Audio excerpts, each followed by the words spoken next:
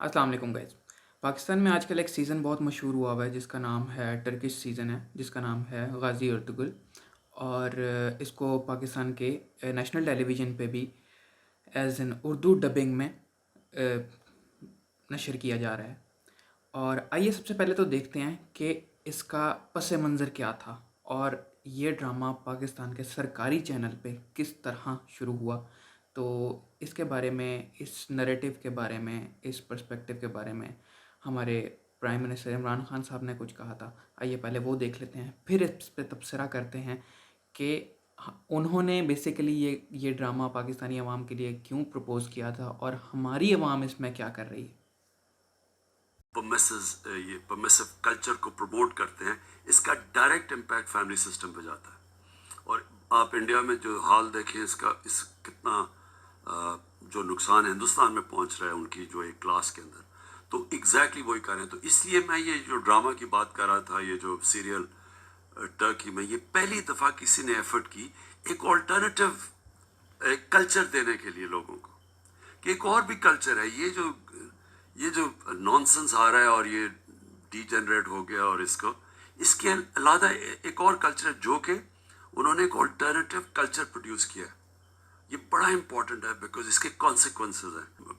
President Erdogan, Mahathir Mohamad और मैंने बैठ के हमने सोचा था कि हम एक ऑल्टरनेटिव दें अपनी मुसलमान दुनिया को, लोगों को। पहले तो एक इस्लामोफोबिया जो स्प्रेड कर रहा है उसके लिए बताएं कि एक्चुअल इस्लाम क्या है, और सेकेंडली फिर अपनी यूथ को एक ऑल्टरनेटिव दें, क्योंकि ये अब आप डंडे से तो नहीं ख़त्म कर सकते, ये एक ऑल्टरनेटिव, एक सुपीरियर नैरेटिव से ख़त्म कर सकते। नो डाउट बहुत अच्छी कोशिश थी खान साहब की कि इस तरह से कि एक डिफरेंट कल्चर और एक डिफरेंट नैरेटिव दिखाने की। लेकिन उसमें सबसे बड़ी चीज़ ये है कि okay, the season was out class और उसकी शूटिंग भी बहुत आउट क्लास, और जो उसमें नैरेटिव दिखाया गया वो भी बहुत, मतलब कि बहुत अखीर नैरेटिव दिखाया गया। लेकिन फर्स्ट ऑफ ऑल हमें यह सीज़न देखने से पहले इस चीज़ को अपने जहन में बिठा लेना होगा कि वो सीज़न किन लोगों के बारे में बना है और वो सीज़न किन लोगों के लिए बना था। बेसिकली तुर्क वो कौम है जिसने 600 साल तक दुनिया के तकरीबन 3 कॉन्टिनेंट्स, 3 बरे-आज़मों पे हुकूमत की, ठीक है। और उसके अलावा तुर्क ऐसी कौम है जिसके अपने ट्रेडिशंस थे, अपना कल्चर था, और उसके साथ वो 600 साल तक रूल करते रहे। और उसके बाद जब उन्हें ज़वाल आया तो वो तुर्की में उनको एज एन सैंक्शंस लगा के और उधर रखा गया।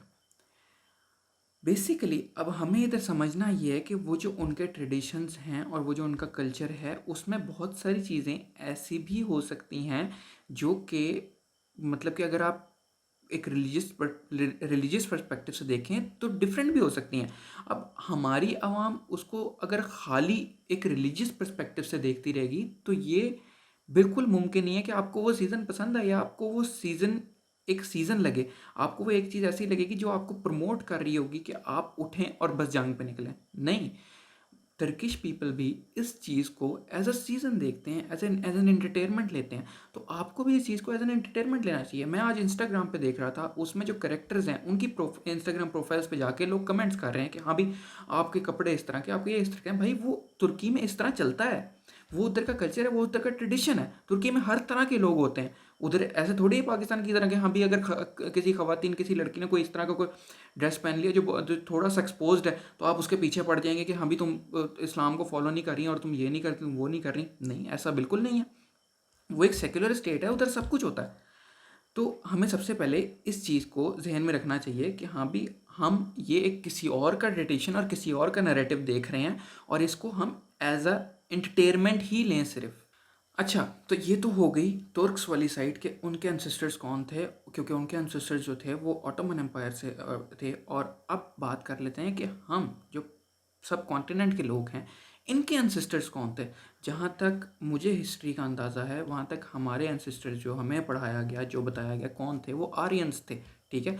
उसके बाद अगर हम ज़्यादा दूर जाके नहीं देखते, ज़्यादा करीब, मतलब कि इतनी ज़्यादा दूर की हिस्ट्री नहीं देखते, करीब की देखते हैं, आज से 100 साल पहले कि जब ऑटोमन अम्पायर का ज़वाल आ रहा था उस साइड पे, तुर्की वाली यूरोप वाली साइड पे, तो हमारे यहाँ उस वक्त क्या हो रहा था कि हमारी जो ये सारी कौम है ना, जो इस वक्त ये सीज़न देख के बहुत ही इन्फ्लुएंस हो रही है, ये ग़ुलाम कौम थी जो अंडर ब्रिटिश रूल थी।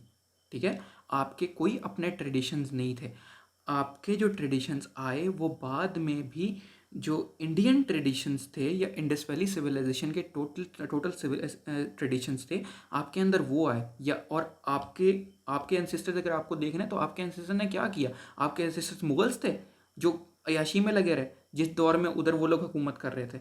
मतलब कि आप इस चीज़ को अगर इस नैरेटिव से देखते हैं कि जी हम हमारा इर्तुगल, हमारा हीरो, हमारा ये, हमारा वो, तो ये चीज़ मुमकिन नहीं है। इस चीज़ के लिए या तो ये हो सकता है कि जितने भी इधर के लोग हैं उनका डीएनए चेंज करवा के आप उनका डीएनए डाल दें, ताकि हम कहें कि जी हमारे भी एंसेस्टर्स हुए हैं तो हमारा डीएनए ये हो गया, अब हम उस पर्सपेक्टिव को फॉलो कर सकते।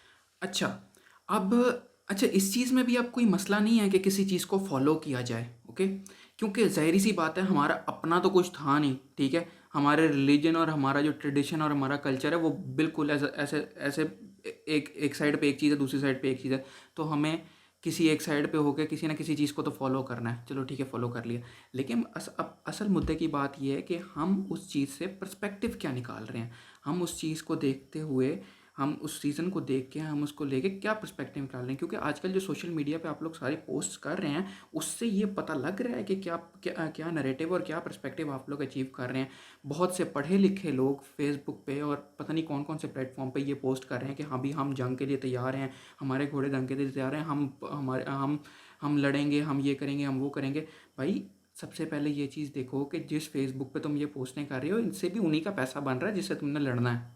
ठीक है, और उसके बाद जो जंग होने वाली है, वो जंग तुम्हें किसने कह दिया कि अब जंग तलवारों से या घोड़ों से, घोड़े दौड़ेंगे जंगों में। सबसे बड़ी तो ये चीज़ ये है कि मुझे जो भी लोग देख रहे हैं, अभी जो भी लोग देख रहे हैं, वो अगर अपने बच्चों को ये दिखा भी रहे हैं या फिर अपनी किसी भी लोगों को, कोई भी लोग ये देख रहे हैं, इससे सिर्फ एज एन एंटरटेनमेंट देखें और ये कोशिश करें कि ज़्यादा से ज़्यादा साइंस एंड टेक्नोलॉजी में अपने बच्चों को इन्वॉल्व कर सकें, ताकि आगे चल के जो बायोलॉजिकल वॉर्स हमने देखनी हैं, क्योंकि ये अभी कोविड-19 एक है, इसके बाद और भी बायोलॉजिकल वॉर्स आ सकती हैं। तो बायोलॉजिकल वॉर में कोई भी तलवारें और घोड़े काम नहीं आते भाई। उसमें क्या होगा कि अगर आपके पास टेक्नोलॉजी बेहतर होगी या आपके पास साइंसी टेक्नोलॉजी बेहतर होगी, तो आप वैक्सीन बनने का इंतज़ार नहीं करेंगे कि भाई हाँ मगरिब में वैक्सीन बनेगी तो हम उसको लेके और वो यूज़ कर लेंगे। तो आप क्या करेंगे, अपनी रिसर्च स्टार्ट करेंगे और वैक्सीन बनाना शुरू करेंगे। ये ज़रूरत है इस टाइम की कि ये किया जाए। ये नहीं कि लोगों को टकल दिखा के बस इस चीज़ पे लगाया जाए कि हाँ भी को टिकटॉक पे बच्चे तलवारें लेके गलियों में घूम रहे हैं कि जी हम ये हम वो, और उसके बाद कुछ जी अपने गधे निकाल के गधों पे दौड़ना शुरू होगा, क्योंकि गरीब आवाम है, ज़ाहिर सी बात है, घोड़े तो अब रह नहीं गए पाकिस्तान में, उन्होंने गधों पे ही दौड़ना, यही होगा। तो आप लोग जो भी ये वीडियो देख रहे हैं, मैं आपसे ये रिक्वेस्ट करता हूँ कि जी अब जो आगे आने वाला दौर है उसमें ये तलवारों और घोड़ों की लड़ाइयाँ नहीं होंगी। आप इस ड्रामे को देख के, इस सीज़न को देख के, इस पर्सपेक्टिव, इस नैरेटिव पे ना जाएं कि हमने जंग ही लड़ते रहनी है। अपने बच्चों को, अपनी आने वाली नस्लों को साइंस एंड टेक्नोलॉजी पे लगाएं, इकोनॉमी बेहतर करने पे लगाएं, दुनिया के लिए कोई वैल्यू क्रिएट करें ताकि दुनिया आपको वर्थ दे सके। अगर अभी आप इस काबिल हों कि आप दुनिया को वैक्सीन दे सकें, तो दुनिया भी आपको वर्थ करेगी। अगर आप सिर्फ यही कहते रहेंगे कि जी हमारे साथ तो हमेशा बुरा होता है, हमारे साथ तो ये हो गया वो हो गया, तो आपको कोई वर्थ नहीं करेगा और आप इसी सिचुएशन में बैठे रहेंगे। तो इस वीडियो को ज़्यादा से ज़्यादा शेयर करें और ज़्यादा से ज़्यादा लोगों तक पहुँचाएँ, ताकि एक सही नैरेटिव जा सके कि हाँ भी हमें साइंस एंड टेक्नोलॉजी और अपनी इकोनॉमी, अपनी मईशत को बेहतर करना है, ताकि उसके बाद हम हर वॉरफेयर का मुकाबला कर सकें, टेक्निकली भी, सोशली भी और इकोनॉमिकली भी। क्योंकि तुर्की जिन्होंने ये सीज़न बना के हमारे तक पहुंचा दिया है, वो हमारे से इकोनॉमिकली भी बहुत आगे हैं, वो हमारे से टेक्निकली और साइंसी तौर पे भी बहुत आगे हैं। हम अगर इस सीज़न को सिर्फ इसी तरह देखते रहेंगे कि हाँ भी हमें सिर्फ लड़ना है, तो नहीं, हमने पहले भी यही किया है कि हम सिर्फ लड़ते रहें और अभी भी आगे हमें इसी चीज़ पे लगाया जा रहा है कि बस हम लड़ते रहें। ऐसा बिल्कुल नहीं करना। आप लोग इसका सही पर्सपेक्टिव लें। अगर वीडियो पसंद आई हो तो इसको लाइक करें, कमेंट करें, अपने व्यूज़ कमेंट करें और इसको शेयर ज़रूर करें और चैनल को सब्सक्राइब करना ना भूलिएगा। Thank you very much.